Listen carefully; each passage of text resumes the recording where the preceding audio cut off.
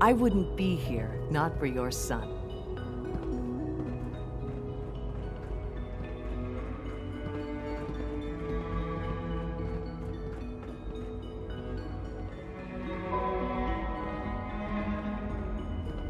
The Institute's a big place.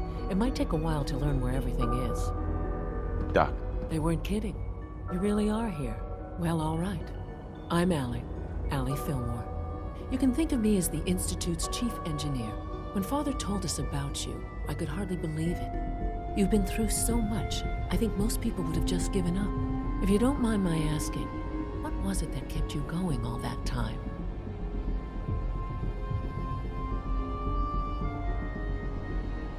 I just wanted to find my son and keep him safe. Now that you've found him, I hope you're proud of the great man he grew up to be.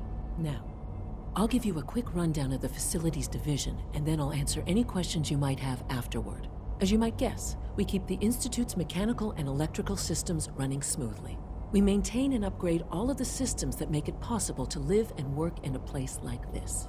There's a lot of machinery behind these walls that recycles the air and water and provides power to the laboratories and quarters. The work we do might not be as exciting as some of the other departments, but it's at least as important. So, now that you're here and you've spoken to Father, does that mean you're on board? I'm just looking around. I see. Well, please do mind what you touch. Sensitive equipment here, not like topside. If there's anything else you'd like to know about the Facilities Division, I'm happy to discuss it.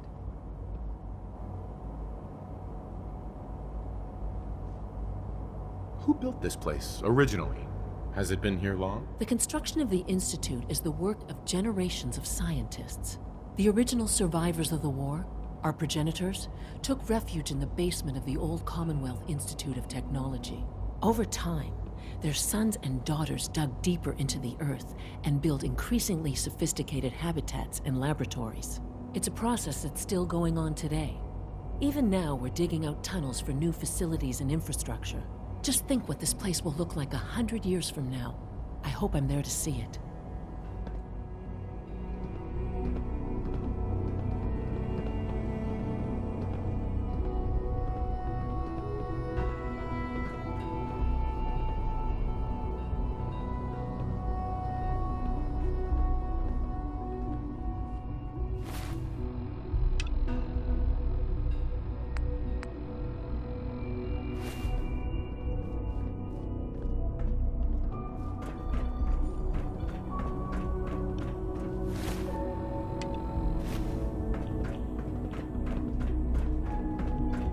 Scanning. Subject identified.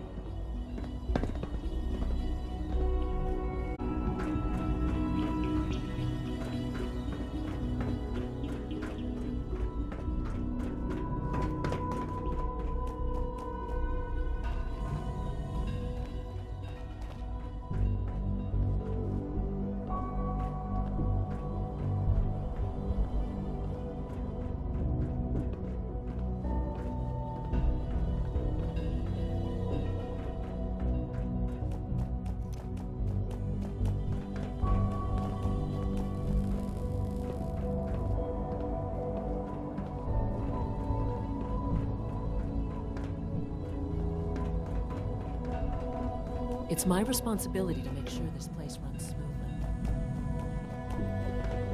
Just a routine patrol, sir.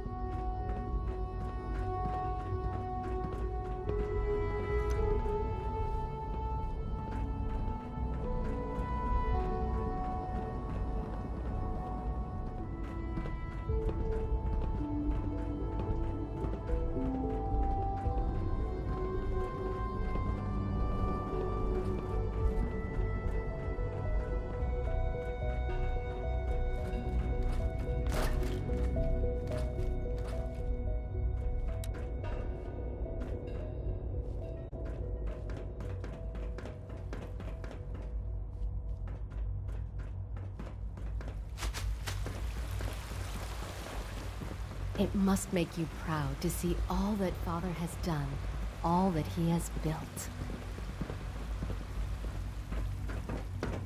Father's work has been a real inspiration for me.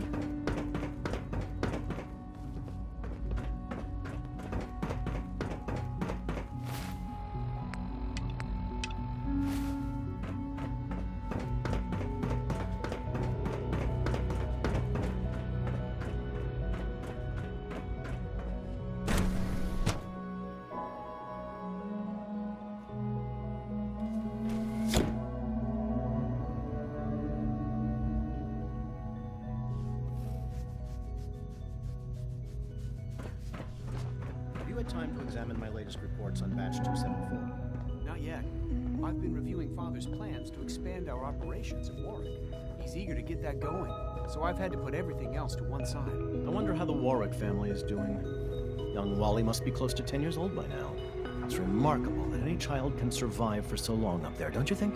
I try not to think too much about it. We have more than enough to occupy ourselves here. Those people are the last remnants of a dying past. It's best not to dwell on the subject. They're still people, and they're suffering. We can at least admit that it's regrettable. After all, how can we hope to redefine mankind if we can't even hold on to our own humanity? Well, that's a question best left to our colleagues in the robotics division. Yes, well, right.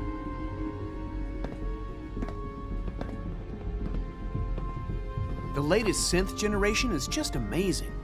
Those guys in robotics are working miracles. Doctor. Welcome. So good to have you here. Dr. Clayton Holdren, head of the Bioscience Division. I can't wait for you to see the work we're doing. It's truly amazing. I look forward to learning more about it. In that case, let me give you a brief overview of what we do here. As the name implies, the Bioscience Division specializes in fields of study such as botany, genetics, and medicine. Our most important directive is to ensure the health and well-being of everyone in the Institute. To that end, we cultivate highly specialized breeds of flora for use in food and medicine. We've even started to explore the idea of synthetic animal life. You probably saw the gorillas. They're really just a pet project at this point, but the potential is exciting nonetheless.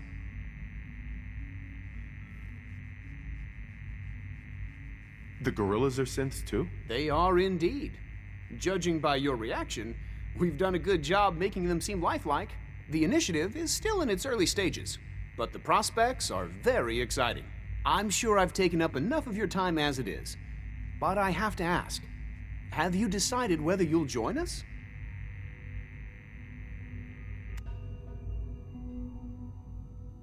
I'm an outsider. Would there even be a place for me here? Even if science isn't your passion, there are plenty of ways to contribute. An agent who can work on the surface to observe and gather information. From what I've heard, you are both fearless and resourceful. I think you'd be ideal for that kind of role. In any case, I imagine you'll want to continue looking around. Or, if you prefer, I'd be happy to answer any questions you might have.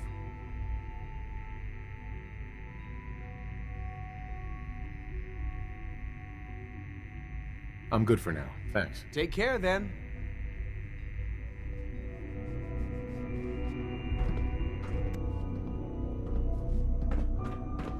Dr. Holdren. Something I can do for you? Tell me more about those synth gorillas. On the whole, I'd say they were a success. Their behavior does generally match what our historical data says it should be. Unfortunately, we had a few early setbacks. The creatures can become suddenly aggressive, and they're quite strong. They destroyed 2 of their synth handlers. So now we keep them in an isolated habitat where they can be safely observed.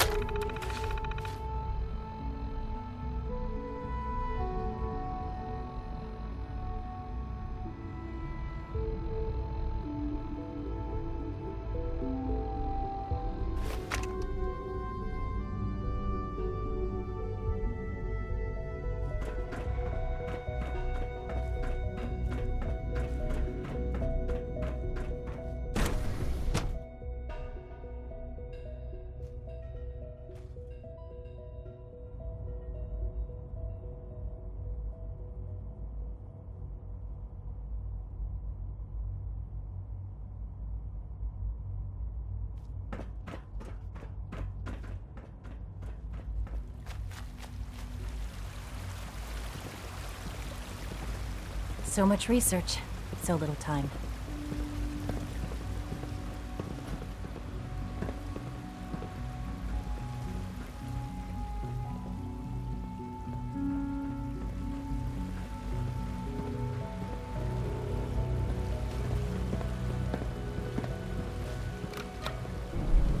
Dr. Orman's lecture on cold fusion was nothing short of a revelation.